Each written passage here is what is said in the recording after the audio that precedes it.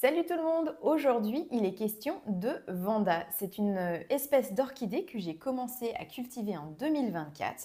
Aujourd'hui, j'en ai 3. Donc on va regarder les 2 premiers que j'ai achetés au début de l'année. Et puis on va rempoter mon dernier achat des orchidées de la Belle Étoile qui est juste ici, les racines nues. Allez, je vous emmène. Alors prenez un petit café ou un petit thé et puis on va discuter Vanda et rempotage. Donc pour commencer, quelques nouvelles des 2 Vanda que j'ai achetés déjà au début de 2024.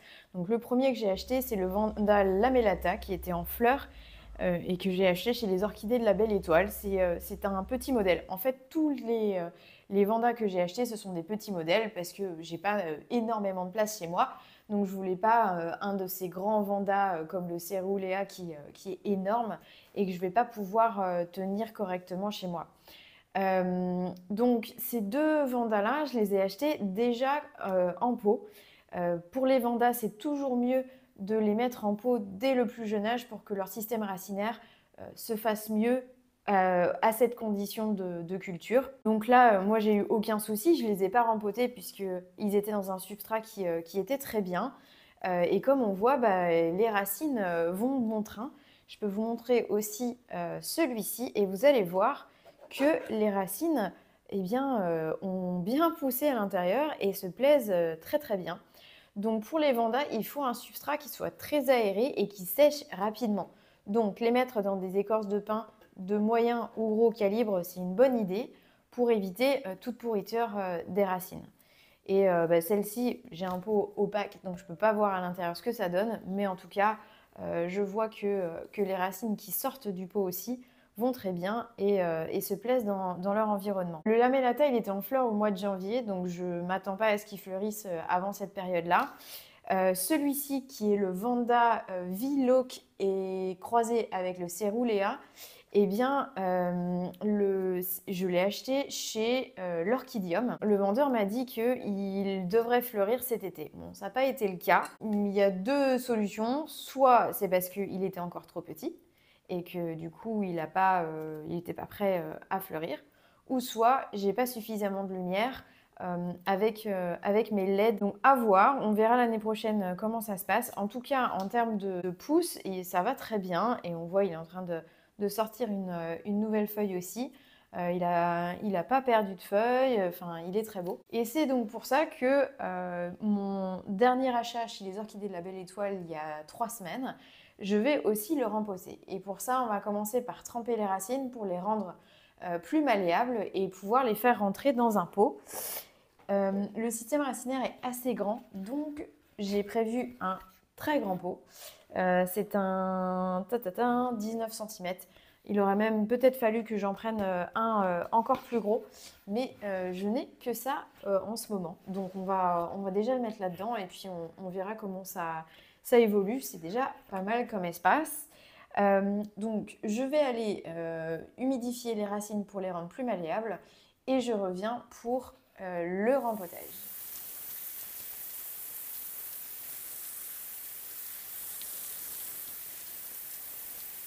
En attendant que mon Vanda s'égoutte un peu, j'ai sorti mon livre Bible, Le Petit Larousse des orchidées. Il vous parle de tous les genres d'orchidées qui existent, enfin du moins ceux que l'on cultive le plus souvent.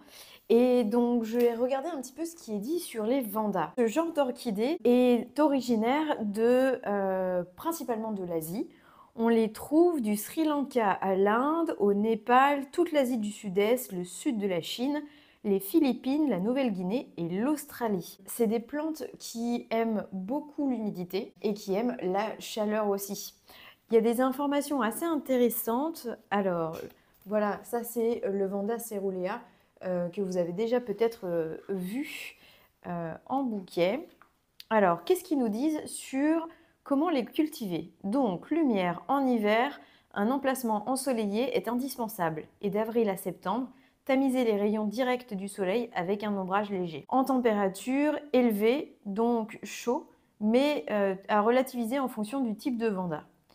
Voilà. Comment arroser? Les plantes seront plutôt aspergées en serre et immergées en maison, mais en prenant bien garde de ne pas casser de racines lors de la manipulation. Sur l'humidité, entre 80 et 90% selon la saison et le climat de culture. Tout ce qui favorisera une hygrométrie élevée sera bienvenu. Mais attention à ne pas trop mouiller le feuillage. Et en ventilation, un brassage d'air permanent, très important dans un milieu très humide. Fertilisation, les vandas comptent parmi les orchidées les plus gourmandes. Voilà, j'aime bien les consulter pour avoir quelques informations, même si on sait qu'il faut adapter notre culture à notre environnement. C'est parti, je vais chercher le vanda et on va commencer à le rempoter. Donc le voici, on voit qu'il a un système racinaire qui est déjà bien développé. Je pense qu'il y a quelques racines que je supprimerai, particulièrement celles qui sont très attaquées par les algues. On va passer un petit coup d'eau oxygénée sur les racines qui ont pas mal d'algues pour essayer de les supprimer. Et puis on va couper aussi certaines qui ont l'air déjà un petit peu fatiguées et je ne pense pas qu'elles survivent à l'installation dans un pot. Donc je vais enlever déjà tous les petits supports qui me permettront de travailler plus facilement avec la plante sur mon plan de travail. Hop, donc voici pour plus de visibilité les racines, à quoi elles ressemblent. Je vais prendre mon eau oxygénée qui est juste ici et on va commencer à travailler sur ces racines. Donc l'eau oxygénée, ça a plusieurs effets. Ça permet de dissoudre justement les algues, mais ça permet aussi de tuer les petits œufs d'escargot s'il y en a. Donc dans mon pot, je vais bien sûr mettre que des écorces de pin. J'ai d'ailleurs été acheter un grand sac chez les Orchidées de la Belle Étoile au moment de l'achat de ce vanda. Donc c'est parfait, j'ai tout ce qu'il me faut. Alors c'est la première fois que je fais ça, donc vous allez avoir la primeur de mon essai. Je vais essayer d'avoir un minimum de casse. Est-ce que... Ouais, il est très attaché à ce panier, ce petit vanda. Ça va être compliqué. C'est pour ça que j'ai pas mal mouillé les racines. En général, ça permet de les décoller si on y va doucement. Mais je pense que je vais quand même devoir découper le panier pour éviter d'avoir trop de casse. C'est pas grave, c'est pas important.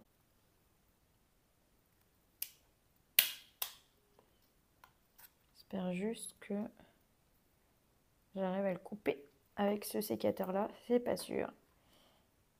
J'aurais peut-être dû en prendre un autre. Ok.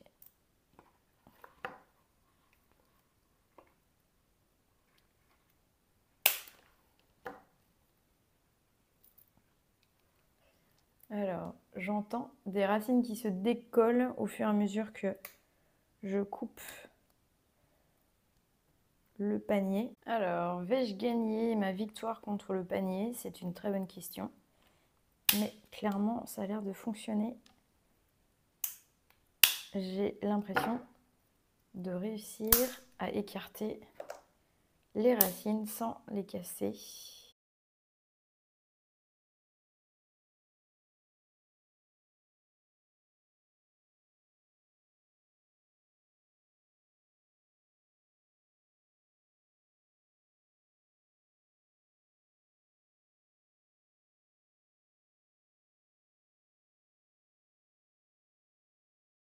Ok, ça y est, j'ai réussi à enlever le panier. Il a fallu que je le découpe entièrement pour y arriver. Mais la casse a été minimum parce que j'ai perdu un seul morceau de racine. Donc tout va bien. Maintenant, je vais vérifier celles que je vais enlever. Il y a quelques-unes qui sont complètement mortes, donc je vais les enlever. Celles qui sont le plus près en fait du pied à la base, en général, ce sont celles qui sont les plus abîmées et que je pourrais potentiellement enlever. Donc je vais vérifier tout ça. Et puis après, on va passer au rempotage. Hop, donc ça je coupe. Et on voit que l'eau oxygénée commence à faire son effet, puisque j'ai pas mal d'algues sur les mains. Ça marche plutôt bien.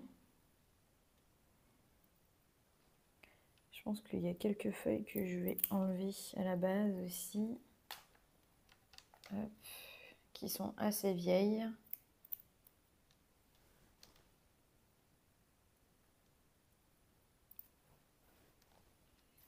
Toc. Voilà. Celle-là, j'ai bien envie de la couper parce que c'est pareil. Elle me semble bien assez vieille. Et j'ai peur qu'elle ne survive pas de toute façon. L'installation dans le pot. Ok, donc grosso modo, j'ai vraiment coupé celle qui était au pied au cœur là, de la plante et qui sont assez anciennes. Je me demande si je ne vais pas prendre un morceau de sopalin pour essayer d'enlever un peu d'algues qui se baladent parce que j'en ai partout sur les mains. Je vais chercher ça et je reviens. Les algues, c'est vraiment un souci parce que je sais que moi, j'ai sur la sphaigne, dans mes pots, en général, ça se développe rapidement si je ne mets pas suffisamment d'écorce sur le dessus pour éviter la lumière, que la lumière ne permette le développement des algues. Donc, j'ai mon pot, j'ai ma plante. Maintenant, la question est comment je vais faire rentrer toutes ces racines à l'intérieur du pot. Donc, je pense qu'on va faire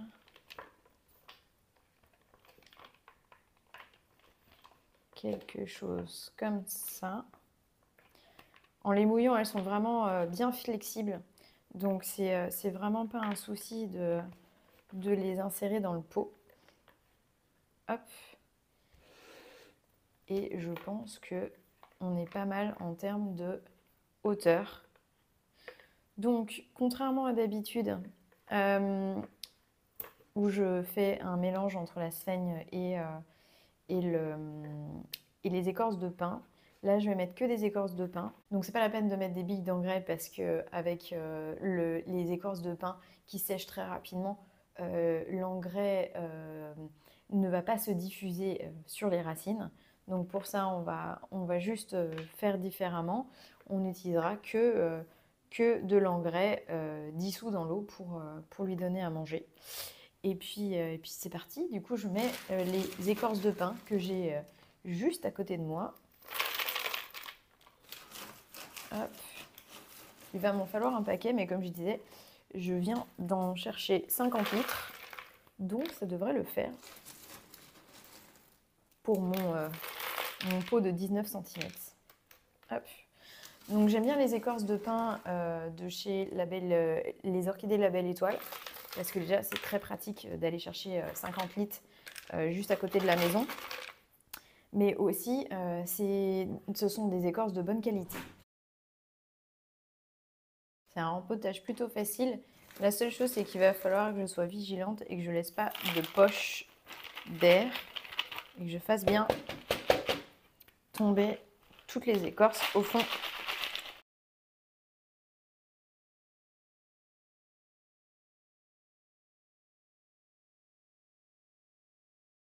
Un pic pour essayer de faire tomber les écorces de pin au fond sans abîmer les racines.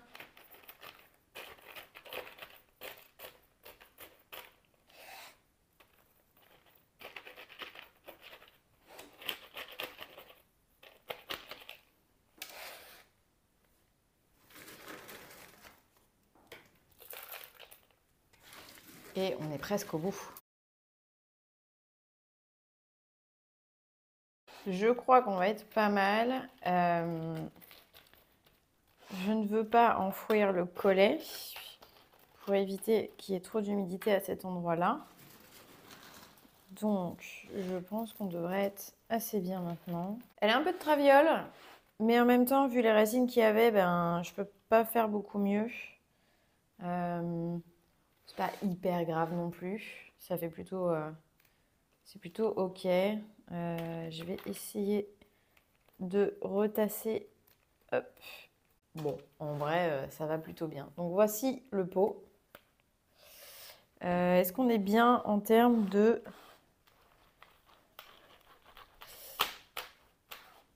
trous dans le substrat? On a l'air plutôt bien.